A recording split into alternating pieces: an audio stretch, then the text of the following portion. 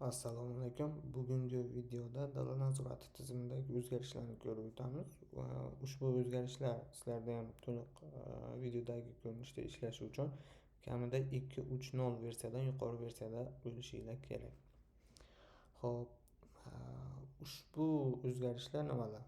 Birinchi bo'lib, tizimda dala cheti bo'yicha ma'lumot qo'shishda ozgina o'zgarish bo'ldi. Ya'ni qanaqa u?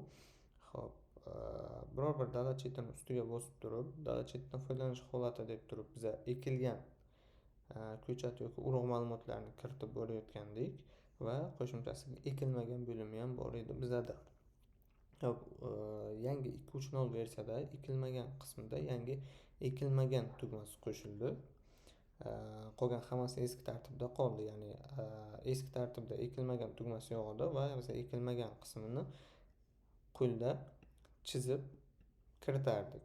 Ana endi ushbu dala to'liq ekilmagan bo'lishi mumkin. Shunaqa holatlarda biz ekilmagan tugmasini bosadigan bo'lsak, ushbu dala avtomatik to'liq chiziladi va qolgani eski tartibda ma'lumot kiritiladi. Xo'p, va yana qo'shimcha dala cheti sahifasida o'ng tomon burchakda ikkita tugma, ya'ni ekilgan va ekilmagan tugmalar paydo bo'ldi. Ya'ni ekilmaganlar bo'yicha ham ma'lumotni ushbu qismda ko'rib o'tishimiz mumkin. Va bu yerda to'liq ekilgan bilan bir xil ma'lumot ko'rsatiladi, faqat qo'shimchasi rasm va dalolatnomalar ko'rsatib o'tilgan bo'ladi. Xo'p, ekilgan bo'limga o'tadigan bo'lsak, qo'shimcha ekish turi degan filtr qo'shildi. Bu ekish turida biza jami deylik 393 ta ma'lumot kelibdi. Shundan nechtasi urug' va qanchasi ko'chat. Shular bo'yicha ma'lumot olib ko'rib o'tishimiz mumkin. Va o'simlik qismini bosib, ya'ni ekin tanlash bo'limiga o'tib turib, bu qismdan ham urug' yoki ko'chatga tegishli bo'lgan o'simliklar bo'yicha ma'lumot olib kelishimiz mumkin. Dala cheti bo'yicha xo'p, asosiy o'zgarishlar inspektorlar uchun shu. Xo'p, ana endi qo'shimchasiga, demak, tuman boshqaruvchilari va viloyat boshqaruvchilari, respublika boshqaruvchilari uchun statistika sahifasi ichida dala cheti ma'lumotlari degan bo'lim qo'shildi. Ushbu bo'limda biza viloyatlar yoki tumanlar kesimida dala cheti bo'yicha kiritilgan ma'lumotlarni ko'rib o'tishimiz mumkin. Ya'ni bu yerda nima bor? Jami tizimda qaysidir viloyat bo'yicha nechta dala cheti yoki necha gektar dala cheti bor va shundan qanchasiga ko'chat ekilgan, qanchasiga urug' ekilgan va qanchasiga ekilmagan. Shu bo'yicha ma'lumotlarni ko'rib o'tishimiz mumkin. Va yana qo'shimchasiga, xo'p, Excel'lar sahifasida biz Excel yaratish tugmasini bosganimizda Excel turi oldin faqat dala cheti turardi, hozir ikkiga bo'lindi. Dala cheti ekilganini alohida va dala cheti ekilmaganini alohida olishimiz mumkin. Dala cheti ekilganini tanlaganimizda qo'shimcha filtr qo'shildi, ya'ni ekish turi degan filtr qo'shildi. Xuddi dala cheti sahifasiga o'xshab, urug'ni alohida, ko'chatni alohida olishimiz mumkin.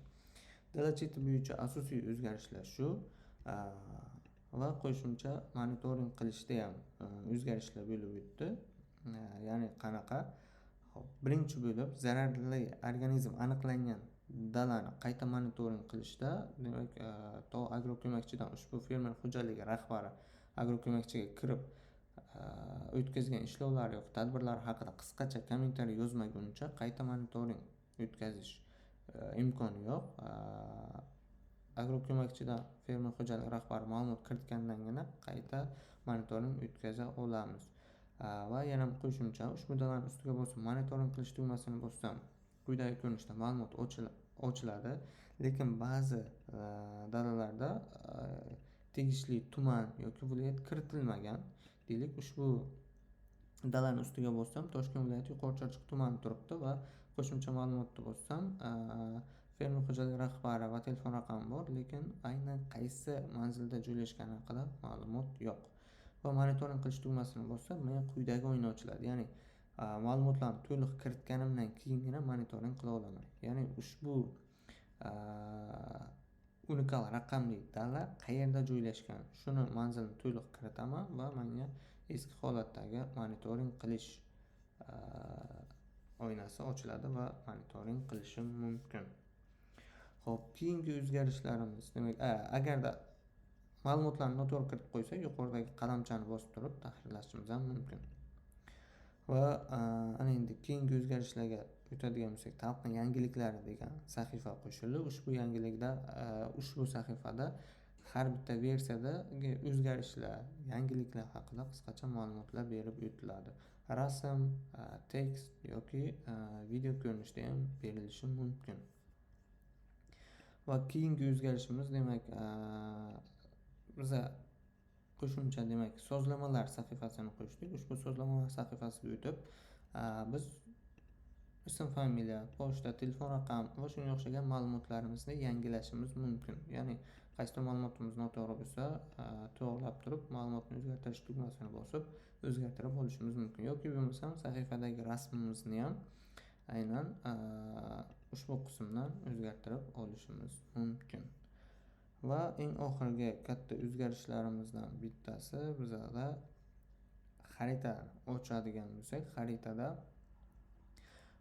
xaritadagi ma'lumotlar ko'rinishi filtri barcha uchun ochib qo'yildi. Inspektor, bashoratchi yoki hamma uchun va qo'shimcha dala cheti degan xarita turi qo'shildi. Ushbu dala chetini tanlab davom etish tugmasini bossam, manda tegishli ma'lumotlar quyidagicha ko'rinishda, ya'ni yana yashil va qizil. Qizil bu dala cheti bo'yicha ekmaganlik ma'lumoti kiritilgan dalalar, yashil esa dala cheti bo'yicha ekilganlik, ya'ni urug' yoki ko'chat ekilgani haqidagi ma'lumotlar aynan yashil ko'rinishda ko'rinadi. Xuddi monitoringga o'xshab. Faqat ushbu filtr tanlanganda, dala cheti filtri tanlanganda boshqa dalalar chiqmaydi, faqat kollektor, drenaj, leb, dala cheti, xullas dala chetiga tegishli bo'lgan hamma maydonlar ko'rinadi. Bu yerda, demak, yashili bu ustiga bosib ko'radigan bo'lsak, mana dala cheti monitoringi kiritilgan maydon. Hozircha o'zgarishlar shular.